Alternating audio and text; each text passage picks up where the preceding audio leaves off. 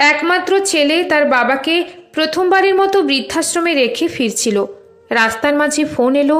তার বউ ফোন করে বলছে, তুমি আর একবার বৃদ্ধাশ্রমে ফিরে যাও, একটা কথা বলতে ভুল হয়ে গেছে। বৃদ্ধাশ্রমে গিয়ে তুমি তোমার বাবাকে ভালোভাবে বুঝিয়ে এসো। পুজো পার্বণ এমনকি তোমার জন্মদিনেও তোমার বাবা যেন কষ্ট করে ওই বৃদ্ধাশ্রমে থেকে যায়, আমাদের বাড়িতে যেন না আসে। বাধ্য হয়ে বউয়ের কথা মতো আবার ওই বৃদ্ধাশ্রমে ফিরে গেল। সেখানে গিয়ে সে এক অদ্ভুত দৃশ্য দেখতে পেল।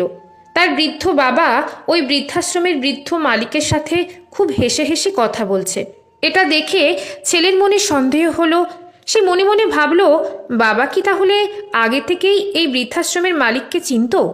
কে জানে, হয়তোবা। তারপর অপেক্ষা করতে লাগলো। কিছুক্ষণ পর বাবা ওনার নির্দিষ্ট কামরায় চলে যাওয়ার পর ছেলে ওই বৃদ্ধাশ্রমের মালিকের কাছে গিয়ে জিজ্ঞাসা করলো, স্যার, একটা কথা জিজ্ঞাসা করছি, কিছু মনে করবেন না। বলছি যে একটু আগে আপনি আমার বাবার সাথে যেভাবে কথা বলছিলেন, তাতে কেন জানি না আমার মনে হচ্ছে আপনারা পূর্ব পরিচিত। সত্যিই কি তাই?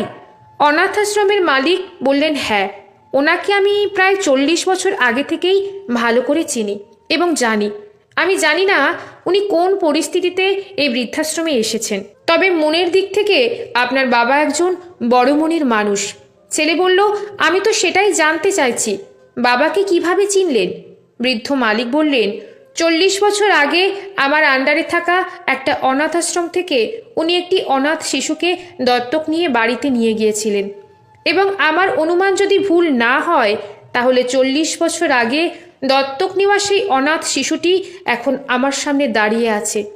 এই কথা শোনার পর ছেলেটির আর বুঝতে বাকি রইল না 40 বছর আগের সেই অনাথ শিশুটি যে উনি। ছেলেটির চোখ দিয়ে অঝোর ধারায় অশ্রু ঝরতে লাগলো। ছেলেটি হাউমাউ করে কাঁদতে লাগলো।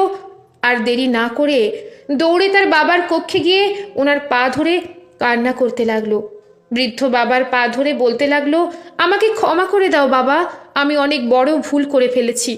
দুদিনের ভালোবাসার জন্য 40 বছরের ভালোবাসাকে আমি ভুলে গেছি। ছেলেটির এই করুণ দৃশ্য দেখে বাবাও কেঁদে ফেললেন। তিনি ছেলেকে পা থেকে তুলে বুকে জড়িয়ে ধরে বলতে লাগলেন, ধুর বোকা, এর জন্য কান্না করতে আছে? আমি তো তোকে অনেক আগেই ক্ষমা করে দিয়েছি। এবার ছেলেটি কান্না থামিয়ে বাবাকে সেই বৃদ্ধাশ্রম থেকে নিয়ে বাড়ির দিকে ফিরে গেল। পৃথিবীর সকল বাবার প্রতি রইল আমার প্রণাম, শ্রদ্ধা ও ভালোবাসা।